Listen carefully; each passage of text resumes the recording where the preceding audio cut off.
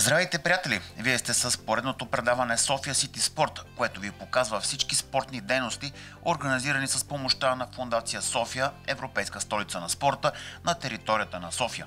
Както знаете, тази година ние носим титулата Световна столица на спорта, което ни задължава още повече. В днешното предаване ще ви покажем как протече едно от най-чаканите мероприятия от любителите на уличните спортове, а именно Urban Zone. По традиция тя се провежда в столичният Северен парк, където условията са повече от отлични, след като той бе реновиран, а и постоянно се подобрява всичко, което се намира на самата територия на парка. Тук среща си дават състезателите по баскетбол 3x3, най-добрите в брейка и най-силните в стрит фитнеса. Също така има и популярният въжен тролей, който определено е атракцията сред най-малките, които със сигурност повтарят по няколко пъти адреналина, който се усеща при самото спускане.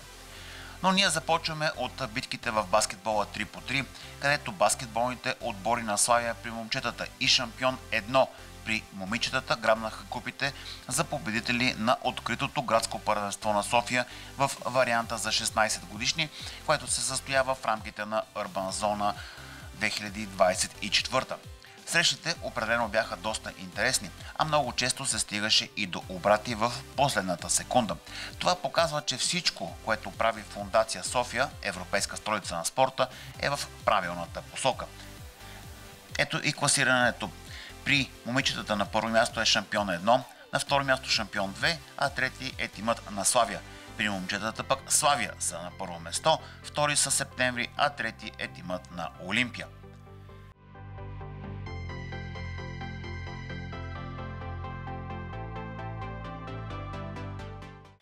Виртуозът в брейк танците Иван Цибулков Ванко и хип-хоп звездата Савина Тодорова грабнаха титлите в атрактивната надпревара Get Involved. Иновативното събитие обединява танцовото общество, което събра 60 от талантите ни в най-новият олимпийски спорт и в редица други супер популярни сред младите танци. Състезанието се състоя по време на Urban зоната в Северния парк в формата 2 срещу 2 All Style Battles с сформирани отбори на случайен принцип от един брейкинг танцор и танцори от стиловете хип-хоп, попинг, локинг, хаус, лакинг и други. В оспорваните финали на първо място се класираха Савина Тодорова, Сави и националът в брейка Иван Цибулков Ванко, а техни опоненти финиширали като вице-шампиони бяха Никита и Мария Аса.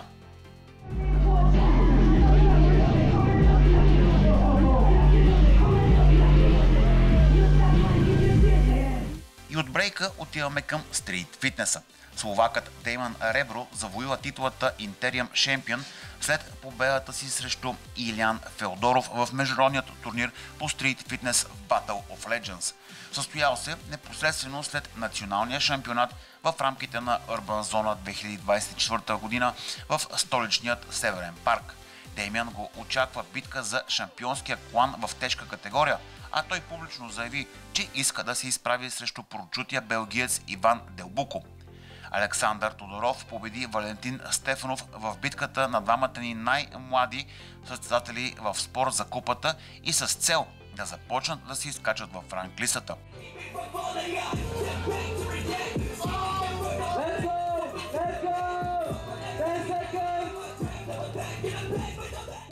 От това, което видяхте, се убедихте, че с всяка следваща година Urban зоната, организирана от Фондация София, Световна столица на спорта, придобива все по-голяма популярност. А сега пред камерата на София Сити Спорт застава новият изпълнителен директор на фондацията Димитър Шалъфов, който ще сподели своите първоначални впечатления и какво да очакваме през следващата година.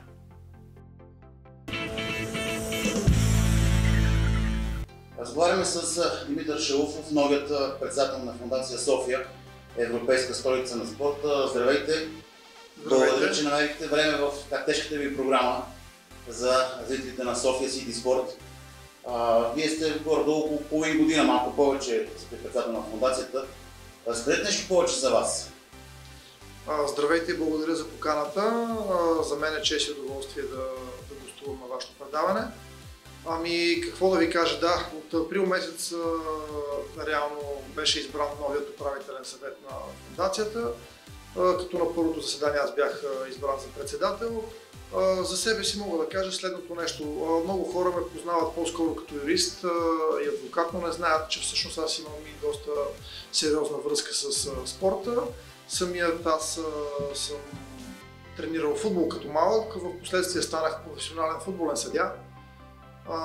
Но за жалост, докато се готвех за покриването на нормативите на УЕФА, за участието в новия сезон, пиян шофьор ме блъсна на пешеходна пътека, при което травмите, които ми нанесе, бяха несъвместими с продължаването на професионалната ми кариера, защото нямаше как да продължа да покривам, за жалост, високите нормативи, които FIFA и UEFA налагат. Така че мога да кажа, че съм човек, който е дълбоко свързан с спорта. Моята съпруга Дани Шалъфова е професионална волейболистка, така че съм запознат с болешките, проблемите и хубавите неща, разбира се, в спорта. И мога да кажа, че за първ път спортен човек и юрист ще бъде начело на управителния съвет на фундацията. Това е много хубаво, тъй като, както ви казахте, в част с проблемите на спортистите, тъй като в България много пъти сме свидетели как хора, които нямат нищо общо с дадена професия, вземат друга длъжност, а вие сте вътре в кухнята, както може да кажем. Успяхте ли вече да влезнете в час с дейността на фундацията, събитията, които се организират, виждахме ви на някои от тях. Вашето мнение за това, което прави фундацията към този момент на годината? Разбира се, че веднага с новия екип влязохме в час, за което всъщност искам да благодаря и на новия управителен съвет, в състава на който всъщност са Татяна Георгиева, колежката Екатерина Йорданова, господин Ники Велчев, Венци Стоев и колегите маратонци, между другото Христо Копаранов, Димитър Петров и естествено господин Иван Таков. Замкмета по финанси, бюджет и здравеопазване, господин Иван Василев, също има честа да бъде част от настоящия управителен съвет. Надявам се, в момента не изпускам никой, ние трябва да сме 11 човека. Така че големи благодарности на първо място за тях, на старите колеги, които също ни помагат в прехода да навлеземе по-бързо в нещата. Бързо се запознахме с начина, по който оперира фундацията и общо взето стъпихме в обувките на старото управление и опитваме да подобрим навсякъде, където може да бъде подобрено, а пък добрите практики, които са останали от предишните години, естествено се стараем да ги запазим. Тази година София е световна столица на спорта. Предишните години беше европейска, после стана официална европейска столица. Над 150 събития само в рамките на 365 дни. Това е горе-долу през ден събития. Какво означава това за софиянец? През последните години София, европейска столица на спорта, се наложи като основен партньор на абсолютно всички организации, неправителствени федерации и спортни клубове, които имат отношение към спорта и неговото развитие, главно към масовия спорт. Ние работиме към това популяризирането на фундацията да се засили още повече, за да могат всяка година все повече участници да се свързват с нас и ние да помагаме за организирането на все повече и по-широки като палитра спортни мероприятия, извън основните спортове и най-масовите. Така че мисля, че значението на фундацията за спортния живот в София е водещо и нашия екип има амбицията да продължи да работи в тази посока и да доразвие нейното участие като традиционно силен, водещ и добър и коректен партньор на всички организации, юридически лица, неправителствени, клубове, федерации, които имат доброто желание да развиват и да популяризират спорта. Доста хора, които се включват в всичките инициативи на фундацията, обиколката на Витош, маратона, който предстои на София и още много други, свикнаха с тези неща и с нетърпение чакат всяко едно следващо. И вече аз като ги да хода на събитията и забелязвам, те си като едно голямо семейство. Здрасти, как си? Не се виждат за първи път, а се знаят, че на еди класи дата, до година ще бъде Витоша 100, ще бъде всяко едно събитие. Това е добре, за да може хората да свикат с масовия спорт. Не професионално, който вече отделя. Съгласен съм, напълно е така. Идеята на фундацията всъщност е развитието на масовия спорт. Реално има институции като държавата, които вече имат ангажимента да развиват много повече спорта за високи постижения. Така че нашите усилия и нашия фокус е по-скоро в развитието на масовия спорт и именно за това, както и вие споменахте, всички участници, които са припознали фундацията като добър и коректен партньор през годините, са станали като едно голямо семейство и това семейство всяка година става все по-голямо. Тази година имахме рекордните над 120 събития, които фундацията подпомага или има участие в тях по някакъв начин. Най-голямото от които, разбира се, е Wizz Air София маратон, което ще се състои на 13 октомври, както знаете. Като за пръв път тази година, всъщност предния ден, вечерта, ще има още едно бягане, което ще бъде 5-километровото бягане.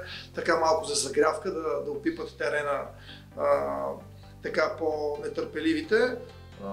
Така че да, ние ще се стараем да има все повече събития, все повече и нови участници, защото нашата идея е да приобщаваме все повече и повече различни организации, клубове, федерации и хора, които желаят да развиват спорта в всичките му проявления. Така че хора, кандидатствайте, търсете ни, подавайте своите предложения, за да можем ние от своя страна да видим как да помогнем на всеки един от вас. За следващата 2025 година какво сте предвидели или все още не сте умисляли плана?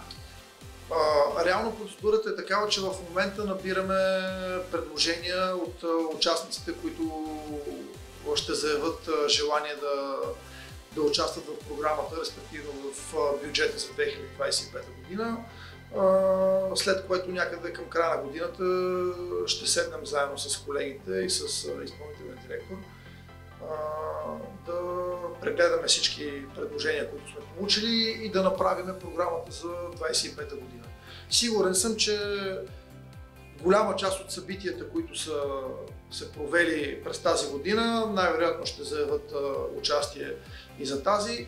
Но това, което искам да кажа е, че очаквам и ще бъда радостен, ако има нови предложения за нови събития, за да можем всъщност да отворим палитрата все повече и, както казах, да оголемим нашето семейство възможно най-много. Вие бихте се включили в, както казахте, предстоящия Wizz Air маратон, и въпреки травмите, които сте имали преди време, дори символично? Разбира се, травмите, които ми бяха причинени преди повече от 10 години, до голяма степен вече са излекувани и то най-вече благодарение на спорта. Така че аз със сигурност ще се включа в маратона. Не мога да кажа в коя дисциплина. Колегите Христо Попаранов и Димитър Петров са опитни маратонци, са участвали доста от годините назад във времето. Така че те бягат и на Витоша, точно така участват и на маратони извън страната, така че на тях ще остава да защитат честта на фундацията. Аз ще се включа по-скоро на олимпийския принцип, ще преценя на коя дистанция точно, но нямам никакъв проблем. Аз продължавам да спортувам любителски, да играя в футбол, практикувам фитнес, тенис на маса и плуване и много други спортове, така че нямам проблеми с активното спортуване. Ще видя докъде ще ми стигнат силите в бягането. Докато сме на тема маратон, както казахте, за първи път в Ватни ще бъде. Предвидени са много изненади, много и награди за самите участници. Имат безплатни карти за целия градски транспорт, обиколка по културните забележителности на столицата. Гордо, колко участника очаквате към този момент? Имате ли така представа? Ами тази година до този момент записалите се участници са може би около 5000. Така че предвид, че има още време, очакваме и още участници, които да вземат така участие в турнира. Има над 1000 записани участници от държави извън България и близо 900 участници, които са се записали от разни корпоративни фирми и така нататък. Така че тази година успяхме да популяризираме още повече маратона и нашите амбиции са това да продължи да се случва, за да може до година вече да имаме още повече посещаемост, защото това не е само голямо спортно и здравно събитие, всъщност превръщането на Софийския маратон в международен бранд и еталон за качество като масово спортно събитие води в града туристи, любители на културното наследство и общо взето това ще помогне и на икономиката на града, на културния живот и на абсолютно всички аспекти. Така че това спортно събитие има потенциал да стане още по-голямо, както в много други европейски столици и нашата амбиция е да го превърнем именно в такова. Тук е момента да помолим шофьорите да не се цупат, че са затворени улиците, защото такъв маратон има и в Лондон, в Ню Йорк, в почти всички големи всички столици има такъв маратон. И това е нещо, както ви казахте, това е реклама на България. Нали, окей, за 4-5 часа ще е затворено в София, но това е все пак и почивен ден, не е в работен ден, когато стават големите задръствания. Да, предварително искам да се извиня на софиянци, не само на шофьорите на пътни превозни средства, но и на пешеходците най-вероятно. Тяхното придвижване в града също ще се затрудни, но да, това е най-масовото спортно събитие в България, бих казал, не само в София. И то е емблема на града ни вече толкова години, така че извиняваме се от името на Столична община, от името на Общински съвети на фундацията, както и от името на организациите за дребните неудобства, които ще предизвикаме в уикенда, но мисля, че каузата и поводът са добри и вярвам, че хората на София, както и гостите, ще го оценят и разберат. Бихте ли се съгласили, че спорта отдавна вече не е само здраве, спорта е начин на живот, спорта е лайфстайл, че спорта ти можеш да се научиш на много дисциплина, на качества, които малко сме ги позабравили ние през годините, не е както беше по мое време. Ами да, виждам на къде биеш прословутото, ама едно време имаше казарма. Всъщност да, спорта, най-важното нещо, което считам, че спорта дава, а и за себе си съм взел от него, това е дисциплината и това, че те учи на търпение и на това, че усилията, които влагаш рано или късно се отплащат. Така че да, спорта е здраве, спорт е дисциплина, спорт е упоритост, воля и изграждане на характер. Така че практикуването на спорта, независимо дали ще го практикуваш като масов спорт, като любител или като професионалист, е нещо, което трябва да се изгради като навик и обещавам на всички, които успеят да го направят, че резултатите за тях, за личния им живот, както и за отношението им с останалите, ще бъдат ненадминати и ще си струва абсолютно всички болки и жертви, които ще направят. Фондацията отделя голяма сума за всички тези събития, които се провеждат през годината. Предполагам, че бюджетът до година, както казахте, давайте още заявки, трябва да бъде увеличен. И не е ли повече работа на самото Министерство на спорта да дава и то повече пари, да отделя повече пари за подобен вид мероприятия, за да има повече желаящи, за да могат да излезнат някакви елитни спортисти. Тъй като знаем, че от масовия спорт излизат спортисти. Ами ще разделя отговора на въпросите ви на две. В първата част искам да кажа, че всъщност ние ще се бориме за по-голямо финансиране, естествено. Тази година бюджетът ни е по-голям, защото фундацията е получила титлата София световна столица на спорта. И по тази линия има отпуснато допълнително финансиране от Столична община за тази година. Но както видяхте в Столичния общински съвет, където аз съм председател на Комисията за децата, младежта и спорта, тази година бюджетът за спорт беше удвоен като програмите, които Столична община и Общинския съвет предлагат на отборите и на всички свързани с спорта организации и хора, са с двойно по-големи бюджети. Така че ние работим активно в това да успеем да увеличиме парите за спорт и за всякакви активни младежки дейности. И ще го направим в случая и с фондацията, или поне със сигурност ще се опитам. Това е моята задача. Затова и заместник кмета по бюджет и финанси Иван Василев е член на управителния съвет на фондацията заедно с нас, за да го държиме изкъсно. Да е близко до финансирането, да знае къде е. Иначе втората част, извинявайте, че ви прекъснах. Да, по-скоро държавата има ролята да се занимава с развитието на елитния спорт, спорта за високи постижения, който тя до голяма степен прави. Много от участниците и от партньорите, с които ние работим и финансираме, те получават финансиране по различни програми и от Министерството на спорта, така че аз не мога да кажа, че те не се включват, но със сигурност, работейки в общината и в комисията за децата, младежта и спорта и в фондацията, виждам как малко Столична община и фондацията на моменти изземват компетентността на Министерството, защото всъщност, ако следите и работата на Общинския съвет, ще видите, че се налага Общинския съвет да дава пари за държавно имущество, за ремонтирането му, както например за отбора по шахмат, който мисля, че скоро трябва да се е върнал и от световното първенство или по-скоро Олимпиадата по шахмат. Това са прерогативи на Министерството на спорта и на държавата да дотира и да спомага за развитието на елитния спорт вече.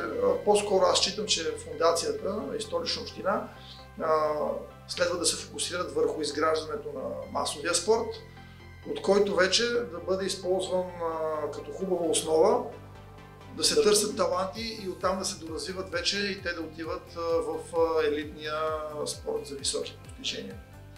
Добре, благодаря ви за отделеното време. Нещо, което не съм ви питал, искате да кажете, има ли? Няма. Искам да пожелая на всички участници в маратона успех. Пожелавам едно споровно състезание. Успех на колегите от управителния съвет в маратона. Ще следят тяхното представяне да видя дали ще се класират в челните места. И още един път моля за търпение и за извинение от софиянци и гости на столицата за неудобствата, които ще създаде затварянето на София за Софийския маратон. Но както казах, считам, че това е за добро и пожелавам един хубав уикенд, на който да се насладят, дори като гости на маратона, който ще бъде съпътстван от други събития, на които софиянци и гостите на града ще могат да се забавляват.